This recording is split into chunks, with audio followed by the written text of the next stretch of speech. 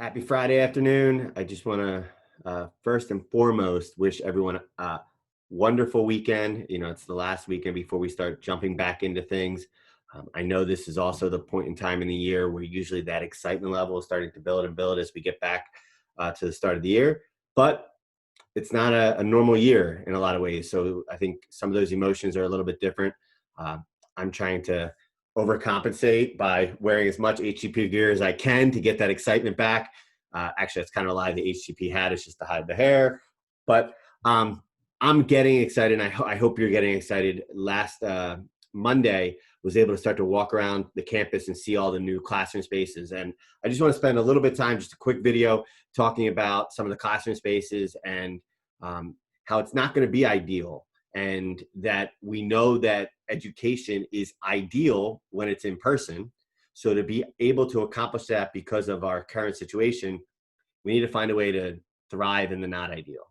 And as you're getting into your classroom spaces and you're kind of seeing the things and the issues that might be, let's get creative.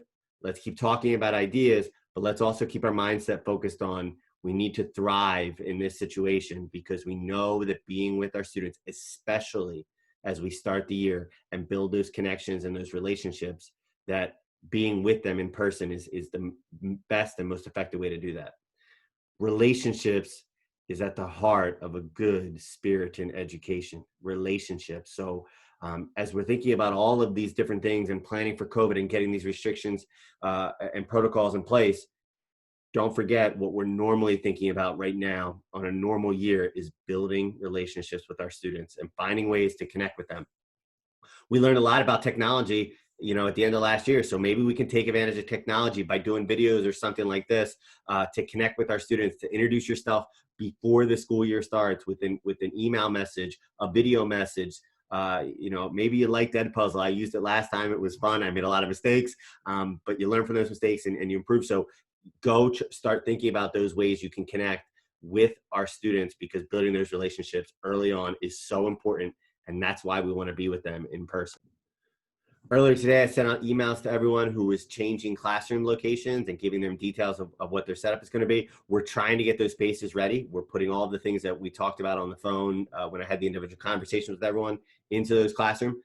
But there might be things we missed. There might be additional ideas that we might need to consider. I know just as the emails went out a little bit ago, someone said, hey, is there a printer in the whole building?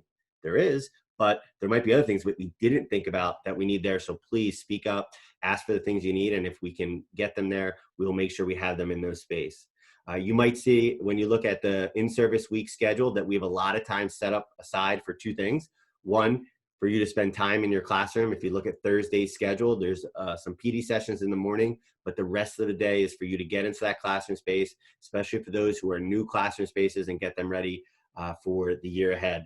Also, the other thing that we set a lot of time apart for is department talks.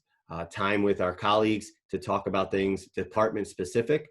We're going to hope that it's a little small amount of the checking the box things, of the protocol stuff that we got to do, and a lot more of the deeper conversations about adding diversity of thought, adding spirit and identity to your classroom. How do we engage students in the online setting? How do we do assessments in the online setting? Hey, what are you feeling like when you're in front of the classroom with the mask, and how is that working?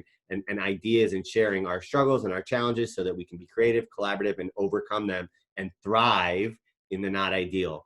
Because I think it's really important that as we're together in the in-service week, that we have the conversations that we need to have, so that when the time comes that the students arrive on campus, we are finding a way to be that excited front, even though we might not feel it. We might have a little anxiety, totally understandable.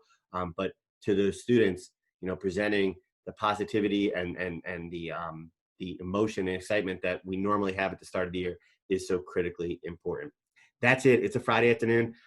I need to end the day, and I hope you're ending the day and finding something to do this weekend to enjoy that one last weekend before we jump into things, relax. If you need anything, please reach out and let us know. And I'm excited to get back on campus. I hope you are excited to start again, and wear your HGP colors this weekend. Don't forget. Take care.